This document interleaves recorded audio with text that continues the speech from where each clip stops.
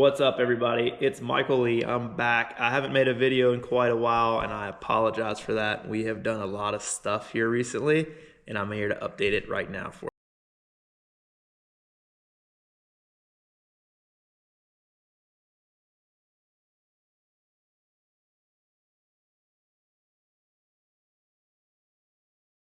And over the summer, basically, we decided, hey, you know what? This is awesome out here in Utah. We went on a huge trip. We went to Whistler, BC for Crankworks and did a bunch of biking and came back down through Utah and visited different parts of the country. It was awesome. And at that time, we kind of realized, hey, we should probably think about looking somewhere else to move instead of Alabama. And on that trip, we also got a phone call to go race, as you've seen in my previous videos, at the Vegas to Reno race. And we actually drove Mike Mamelli's trophy truck out there, and we did good. We had a top 10 finish. It was two of the three guys' first time racing a trophy truck. So we had a good time overall. So after that race, I did another one at Laughlin for the Laughlin Desert Classic, and we had a great time for that race. And actually during that race, we came out here to Utah. I just flew out and then I drove from Utah to the race, but we actually got a house in St. George, Utah. It's in Hurricane, Utah. So we moved out. It's awesome so far. We brought the family out Thanksgiving week and spent the Thanksgiving weekend in Glamis, enjoying the West Coast features that it all has. And then immediately we got back and we kind of got settled in and we built a brand new car. So first and foremost, we had the four-seater. We brought it from Alabama with us. It's a four-seat Pro R. It's a 2023 model. We found the leftover one at the dealer, and it turned out great. Got the Voodoo roll cage on there. Tons of DRT accessories, top to bottom, front to back, the whole nine. Of course, we're running the MRT tires. This is another prototype Rocky RX set, and they have been phenomenal. We got some L&W control arms, trailing arms on the back, and Warren winch, Optima batteries, rugged radios. Got a solid Pandemic Performance tune in there. We just packed it full of all the good stuff that we could possibly think of, and it's been awesome. We've put about 1,500 miles on it, and it's been really good. But let's get to the good stuff, the race car.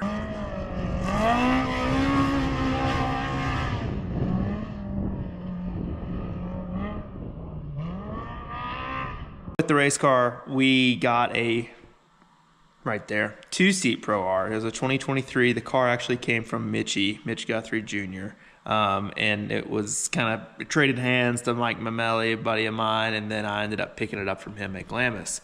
So we kind of worked out a deal, got things going, and there it is. It's here. So the plan was, hey, let's put this thing together for KOH and just do the rock race. And then it kind of quickly evolved as we started picking up partnerships and people wanted to see us do more. We really just pushed hard, and boom, we made a full-out desert car. It has a 35-gallon fuel cell. It has all the trick parts and all the good stuff to keep it going on through long races and be fast in all terrain. So we spent a lot of time perfecting that, looked at a lot of different cars, worked on a lot of different stuff to make sure it was pretty good. So this was kind of a new build for us, doing a full-on desert car. So we got it all done. Lane at Voodoo and his crew, they knocked it out. They did a ton of fab work for this thing for me, and really did an incredible job. So we showed up to KOH. That race was insane. We showed up, the car was done, they were wrapped and stuff, but like the shocks were still completely stock. It had every stock component suspension that you can imagine on there and had 0 miles on it. Like the car was 100% brand new. It had a couple of loose ends we needed to finish up. So get there, and I finished all loose ends up the first day and get the shocks off and start building everything. And I'll start building everything. Gary at G-Force Racing does an incredible job. He nails it pretty much the first time. The springs were a little bit too tall, but we just were kind of short on time, and that's what we had to deal with. So that's what we ran with. It was a decent setup. So the first time I drove this car was literally Saturday morning at the Prologue, which was like a 35-mile entry. So it was just kind of like a qualifying course that went on to determine your start position on Sunday, and then that whole 40-mile time went to your overall position. So it's kind of like you want to make sure you finish it, because the start time, you want it to be pretty good. You want to qualify decent, and start decent, and then you want to make sure you don't have a really long time, because it's going to add to your overall time. So anyways, drove the car, did decent. I think we ended up like a 30th overall starting position out of something like 200 cars. So pretty good, first time getting out, and it worked out pretty good. So anyway, Sunday morning we get out and we race desert race. First thing, boom, get it out, and a little bit more comfortable with the car. And honestly, I'm not gonna lie, it was a pretty boring race for me. I think we started with one of the Ampudias right off the line, and we kind of played chase with them a little bit, and we really didn't see anybody else. A couple of broken cars here and there that were in front of us, and I think we maybe made 3 or 4 passes, and they were pretty easy. It's not like we really had any battles, so it was kind of a boring race. And honestly, I just kind of learned that I can push this car a little bit harder. And that was kind of it was our gateway into desert racing. And it was the first full desert race that I'd done as a driver of record by myself, other than KOH, of course. So it was really cool to get out and do that. And,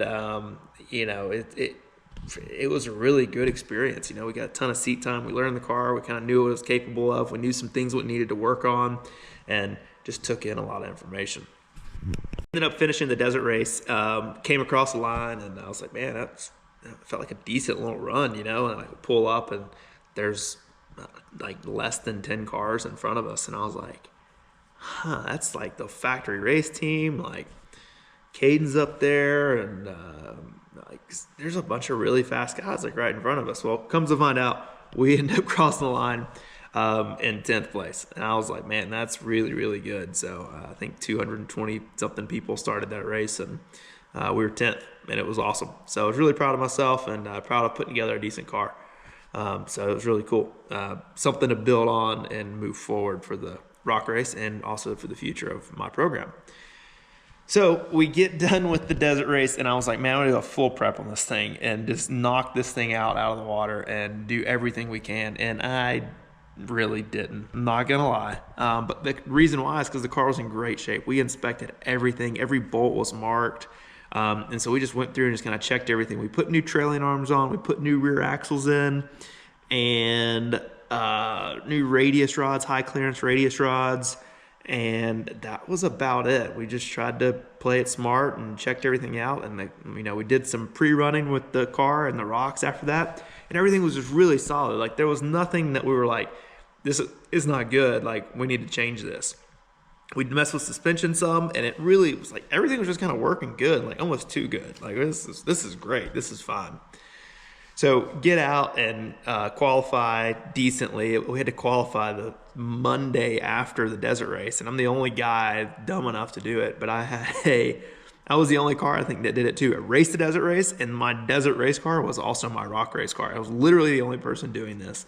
And go out, and I laid down like a 20th or 25th, I think, qualifying position. Pretty good. Didn't really pre-run the rock course. The qualifying course, and just went out and just did it. So I was like, all right, that's fine.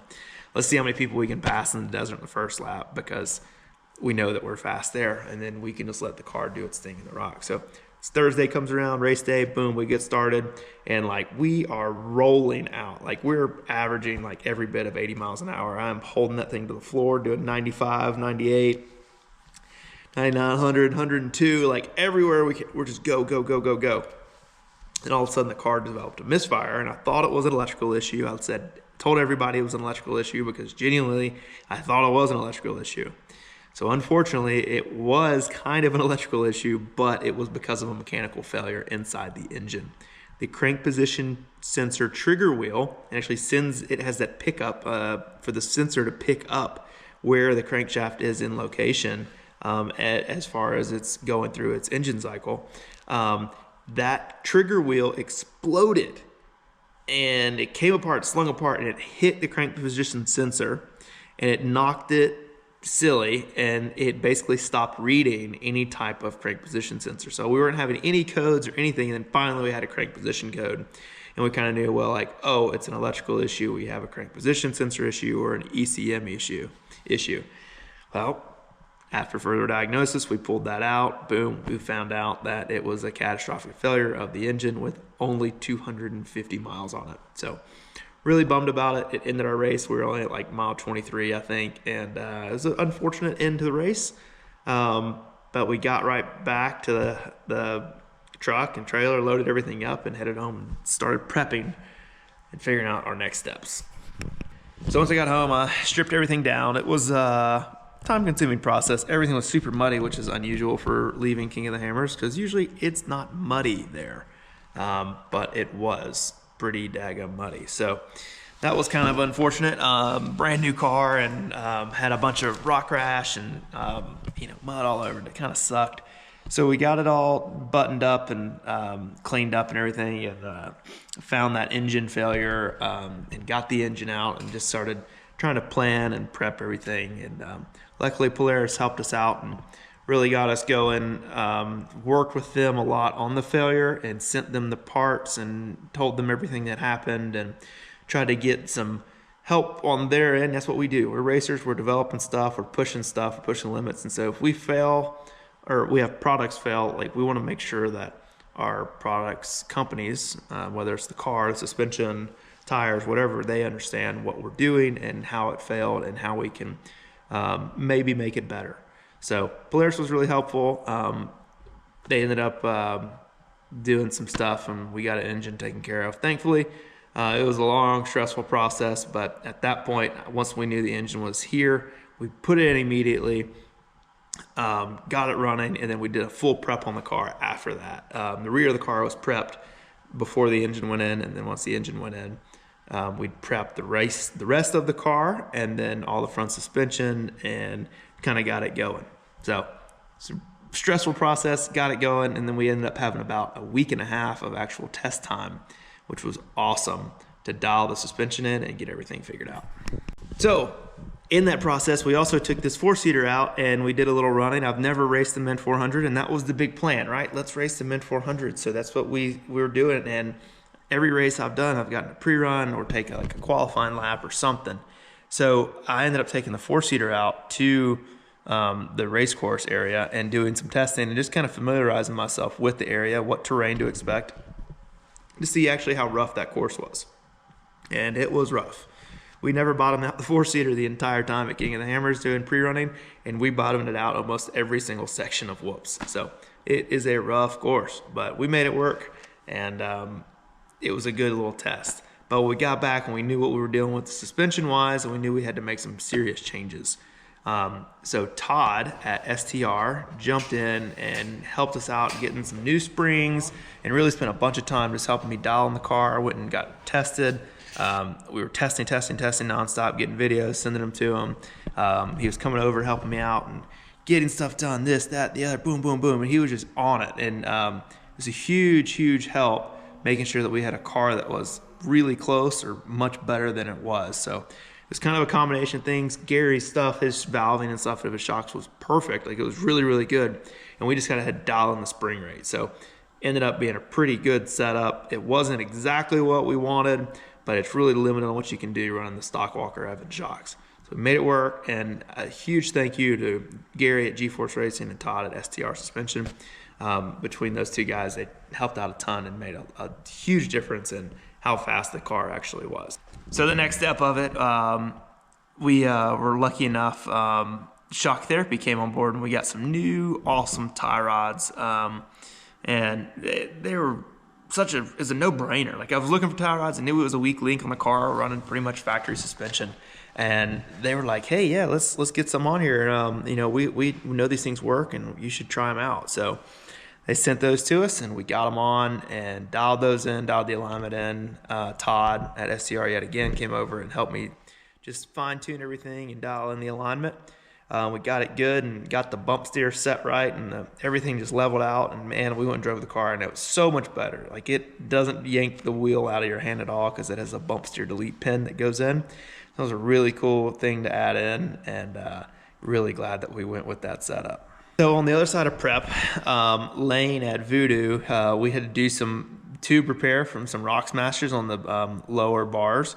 So he took care of that for me, and then while we were there, he said, hey, this front end's not complete. We went ahead and he knocked out some additional tubes and like a skid plate, just like a bash plate on the front bumper. And we added 2 Onyx 6 Baja Design Onyx 6 lights, 1 amber and 1 clear light, just for the chance of the maybe, hopefully not, that we would have to run into the night at the Mint 400. We wanted to have some additional light just to make sure we can see where we are going. So Lane knocked that out of the water, and the last little bit of stuff we had was Chris Armstrong, my co-driver, ended up buying a new Garmin Tread XL GPS, which was really cool, and we made a mount for that. Lane had Voodoo, he knocked that out, and he did a really good job with it. So it was really cool getting all that done, and had just a bunch of new little things on the car, and felt a lot better, and we were just really confident going into the Mint 400. So race day is coming up quick, right? So we all get everything done, prep the trailer, and it's kind of it's a weird one. It's the layout of the race is, you show up and they have this awesome parade. You go down the Las Vegas Strip. There's 400 something cars, 500 cars, and they're literally driving down the Las Vegas Strip, and it was the coolest experience ever. So we pulled up, and immediately they tech our car, and we're ready to go. And the tech was actually for the race tech, and it was just like pre-tech, so contingency would go faster. But we get in the parade line, and we just start going down the strip, and it was really, really cool. It ended down on the Fremont side of stuff, so we went like a long way. It was like almost 10 miles, I think, down the strip. It was really, really cool. And so that was a really cool experience, and just all the people, whether they were fans or just bystanders and just getting to witness it, they were all super stoked to see it, and it was super fun to just watch their excitement and everybody having their phones out and cheering us on. So it was a really cool experience. But then the next day was contingency. It was on Fremont Street, and we thought, okay, we pre-teched, we did all this stuff, we'll get there at 10 o'clock, be done by 2, and be good to go. Well, unfortunately, only half of that was true. We did pre-tech, and once we got to tech, it was done. We were pew, just shot straight through. They literally put the new sticker on my car, said see you later. But to get there, it took 6.5 hours, I think. We got there at 10, and going all the way down Fremont Street was 6.5 hours, all said and done. So really cool experience. The fans were unreal. All the sponsors were there that we have, and it's cool to interact with everybody, shake a bunch of hands, take a bunch of pictures with people, and really just get to know the people that are in the industry and the fans that are supporting this stuff to make sure that we have a place to race and all these certain things. So really cool experience, and looking forward to doing it again next year. All right, what do you think about that? It was crazy. Loved it. What do you think, Skylar? What? Amazing. What'd you do, Mom? I drove the trailer and didn't wreck it through Vegas. So let's talk about this. Mom actually drove the trailer in the truck and trailer. 25 minutes down I-15 in Vegas traffic. In rush hour traffic, mind you. So And parked it. we got the race car done, but she's the real hero for driving the trailer. Contingency out of the way, we finally are okay, let's get some food and let's get some rest. But first we had to go get to the race spot in Prem where the race was being held to go get fuel and then kind of set up our pit and pick a pit location because we didn't want to be doing all that at 5 in the morning the next morning. So got all that taken care of. I actually spent some time in the trailer and put on some limiting straps that we had just got in, and I didn't have time to put them on. So got all that done, got it knocked out, and it was ready to go get some rest and let's go racing. So race morning, it was pretty chill, to be honest with you. Nothing crazy. We got there, the car was topped off, was ready to go. We changed, and okay, this is where we start. Head to the start line. It was just a kind of a chill morning overall. It wasn't anything crazy like King of the Hammers where the people get to walk through and kind of be around the racers and all. It's just you're on race course when you get on there, and you just kind of hurry up and wait. So kind of chill. It was a warm morning. It wasn't too cold, so it was good overall. But we got going. The race started, and I was like, whole plan for me was like run a smooth conservative pace. Like people are gonna probably pass me because I'm the first UTV off the line. So people are gonna pass me. There's gonna be people faster than me, but that's just not my driving style. Is to just go all out. I'm gonna be consistent every single lap. I'm gonna make sure that I'm doing my part to make sure the car stays together. So that was kind of my game plan. So we're like 7 miles into the race, and the first car passed me that was behind us. I was like, dang, man, that kind of sucks. Like I was hoping it'd be a little bit longer. And so it was kind of about like every probably like 15 to 20 miles, we'd kind of get picked by, a car. I think like 5, 6, 7 cars got around us. After 2 laps, it took that long. And so we're probably running like, I don't know, 8th physical in UTV class, like UTV overall. That was probably our worst position. And then I think there was maybe 20 cars in front of us. So we had actually picked off a couple of the 5 cars and a couple of the 10 cars. So we were working through on an overall position, but slowly kind of just not doing as good as I hoped in the actual pro open class for the UTVs. So kind of regrouped and just kind of, had some things on the car that were kind of worrisome, and just kind of held back a little bit. And, again, it just goes to like, hey, I'm not going to push this car as hard as I know it can be pushed because I want to make sure that we make it to lap 4. And so that was kind of my mindset. I know we can go faster. I know we can go this pace that these guys are running. But the problem is that these guys are going to break something. I mean, if they don't, then they're just going to get lucky. And that's just the name of the game. They're pushing really hard and just kind of hoping and crossing their fingers that something lasts. So some of these guys had problems. We got past, and I think we got down to the worst in class at 9th. And then by lap 4, we were in like 5th or 6th position in class and like top 10 overall. So we're in a really good position. And there's 200 plus, 300 plus racers in this race, and we're in the top 10 overall. So we're rocking and rolling. Mind you, this is our second race in this car, and taking a super conservative pace about everything. So we're just cruising on along, and cars are braking, people are pulling out. Whether they're getting tired and rolling over or, part failure or whatever. And I'm like, man, we got this. We got this in the bag. So lap 4, we're just catching people and just kind of on a Sunday cruise. And I start pushing the pace a little bit further. I'm like, okay, if there's anybody close and we're in that 6th or 7th, 5th to 7th position, I'm like, maybe we can pick somebody off and just maybe, we'll just see how it goes.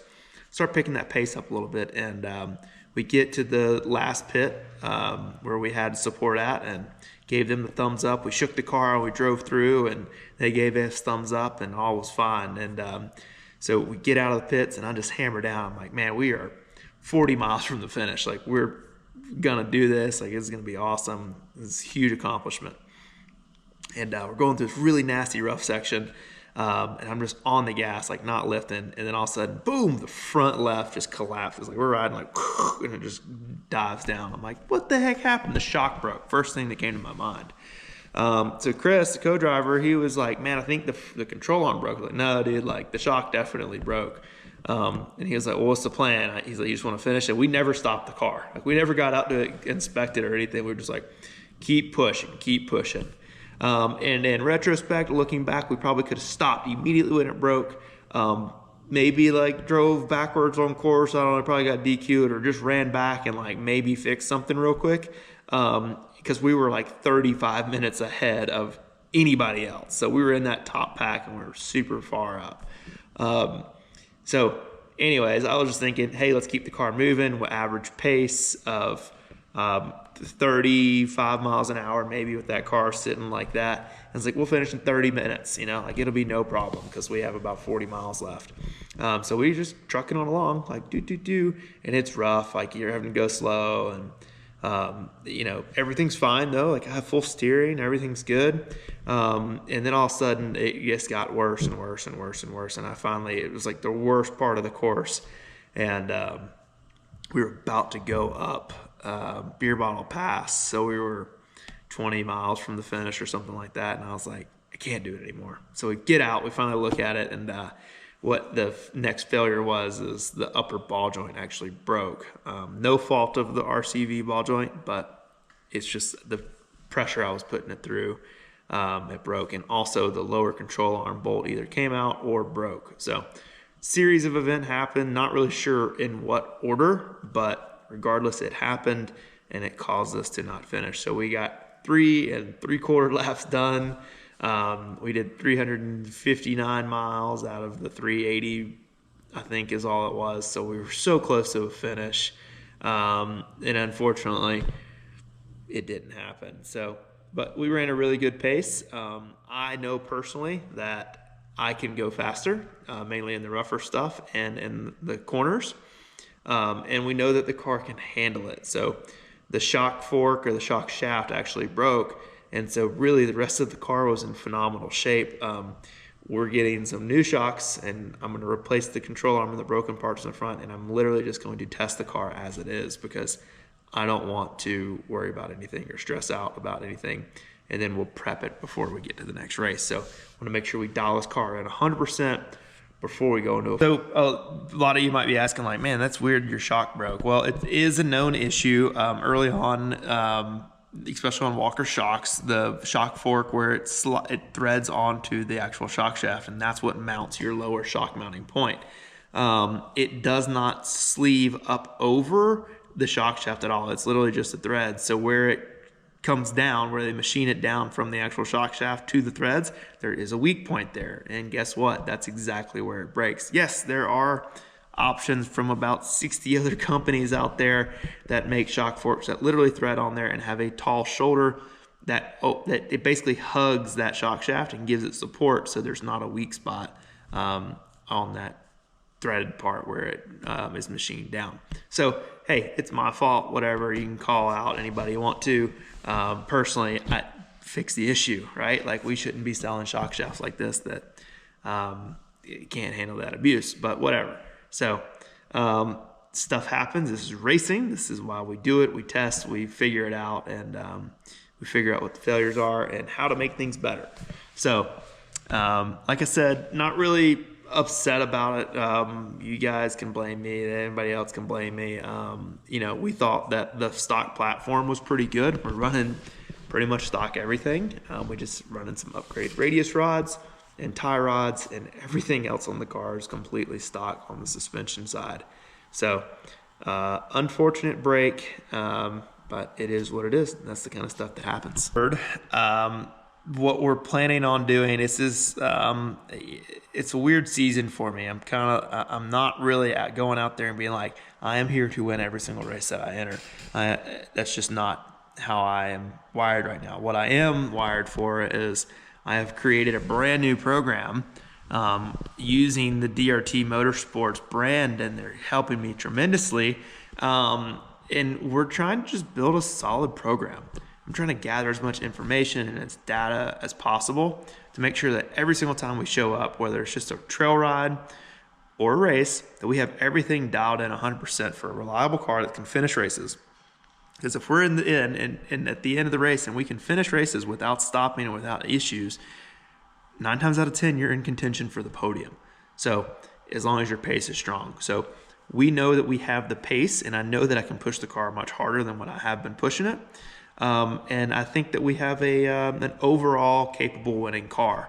And by that, I mean, I literally think that we have a car that can win overalls and in all of it, you know, in UTV class, class 10, class 5, everything. I genuinely believe that we have built a car that can do that, and really excited about that and pushing that to the next level. So next plans, really just my goals for this year I've kind of determined are, I'm going to do 6 races. And that's kind of where the budget allows.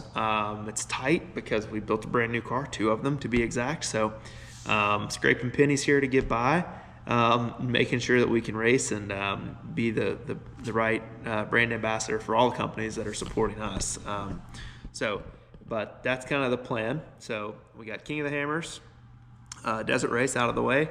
Tried the rock race, failed at that one, unfortunately. Don't really count that as a full race. The Mint 400 was a great success overall. It would have been great to cross that finish line, but that was race 2.